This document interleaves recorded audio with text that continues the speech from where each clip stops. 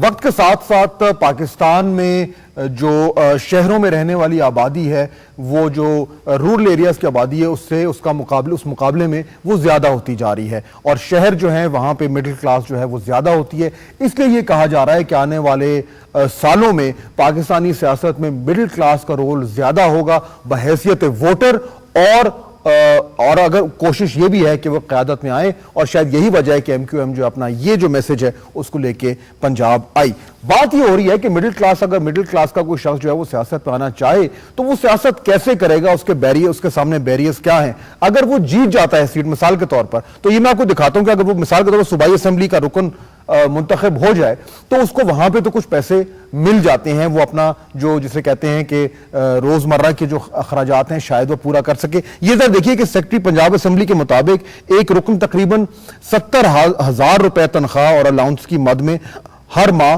हासिल करता है सूबाई असेंबली में। इसके अलावा सेशन के दौरान 3,000 रुपए यौमिया अलाउंस भी उसे दी जाती है, यानी रोजाना 3,000 रुपए। इसके अलावा एक रुकन कौमी असेंबली समीना खबर हयात, उनसे हमने बात की तो उन्होंने कहा कि MPA को माहाना 42,000 रुपीज दिए जाते हैं, शायद इसमें टैक्स कट जाता हो, और सेशन के दौरान उनको तक 2,550 रुपए यौमिया मिलते हैं। वसीम अख्तर साहब, आप मुझे ये बताएं कि आपने ये तो क्लियर कर दिया कि जितनी भी कैंपेन होती है उसमें कोई पार्टी जो है खर्चा पूरा करती है सारे उम्मीदवारों का, लेकिन अब जो आप पंजाब में आने चाह रहे हैं, पंजाब का अगर कोई ताजिर है, कोई मिडिल क्लास का आदमी है, वो ये जानना चाहता है कि अगर मैं MQM के साथ हूं तो ठीक है, मुझे कैंपेन में तो खर्चा करने की जरूरत ना हुई जिस तरह कराची में नहीं होती, लेकिन वो सियासत में आ जाए तो वो सारा दिन कैसे उसका गुजारा होता है। आपके जो पार्टी के लोग हैं जो मुंतखब नहीं है वो गुजारा कैसे करते हैं सारा दिन? क्या बिजनेस भी करते हैं या सियासत तो उनका फुल टाइम जो वक्त है वो लेती होगी? आप MNAs MPS के अलावा हटके जो कारकुनान है उनकी बात कर रहे हैं? मतलब बहुत सारे आपके ऐसे रहनुमाएं जो मिसाल के तौर पर असेंबलीज में नहीं है या असेंबलीज में भी हैं तो सिर्फ वो इसी जो ये मैंने बताया कि जो तनख्वाह मिलती है उस पर गुजारा करते हैं, या उसके अलावा जो मिडिल क्लास वाला बंदा है वो कैसे गुजारा करता है? समझ गया मैं। वो ज्यादातर नौकरी पेशा लोग हैं, तनख्वाह लेते हैं, वॉलंटियरली सारे काम करते हैं हमारे यहां। लेकिन मिसाल के तौर पर आप नहीं है। और एक चीज और क्लियर कर दूं, हमारे यहां जितने MNAs MPAs हैं वो अपनी सैलरी से एक हिस्सा पार्टी के फंड में जमा कराते हैं। 5,000 हर MPA जमा कराता है, 10,000 हर मिनिस्टर जमा कराता है, MNAs 8,000 महीने के जमा कराते हैं पार्टी फंड में। उससे सारा सिस्टम चलता है पार्टी का। तो आपका सारा खर्चा जो है महीने का वो इसी से चलता है जो आपको पार्लियामेंट से मिल रहा है, इसके अलावा आपके पास तो वक्त ही नहीं होगा कुछ और काम करने का? नहीं, ऐसा नहीं है। हमारे बहुत सारे लोग हैं जो अपना कारोबार भी करते हैं। एक चीज और यहां क्लियर करूं आपको मैं, पूरे मुल्क में वाहिद MQM जमात है जिसका एक MNA Khwaja Suhail Mansoor largest tax payer है इस मुल्क का, इंडिविजुअल।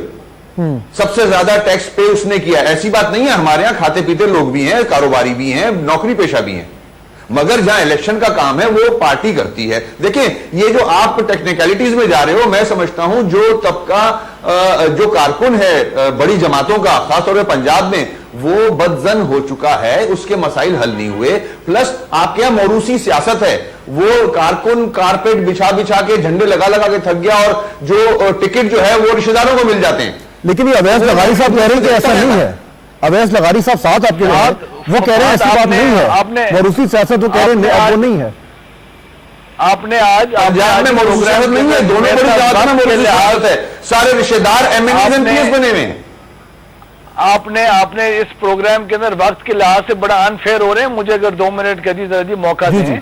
देखिए, बात यह है कि जितनी जी इनोसेंस शो की जा रही है उतनी इनोसेंस पाकिस्तान की सारी अवाम को पता है। तमाम पार्टीज के फंड किस तरह इकट्ठे होते हैं, खास तौर के ऊपर कुछ खास ऐसी सियासी जमातों के जो जी कराची के एरिया में हैं। मसलन MQM की बात करें ना?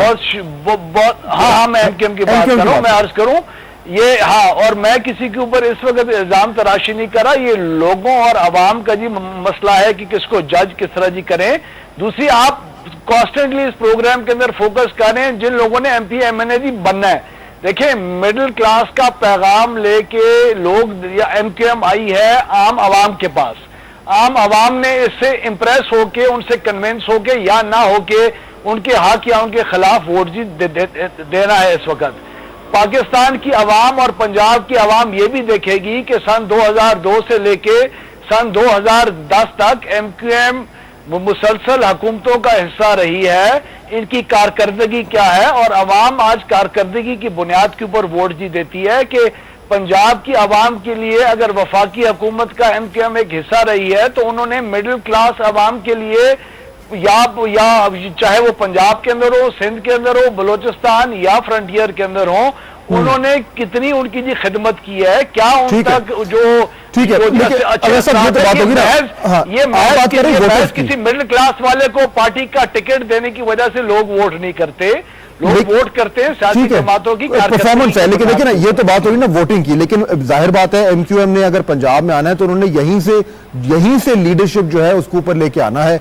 मिडिल क्लास के अगर वो लीडरशिप लाते हैं, चाहे वो डेरा गाजी खान से हो, चाहे वो दीगर इलाकों से हो, तो वो उम्मीदवार इन्हें ढूंढने पड़ेंगे, उस तरह के उम्मीदवार।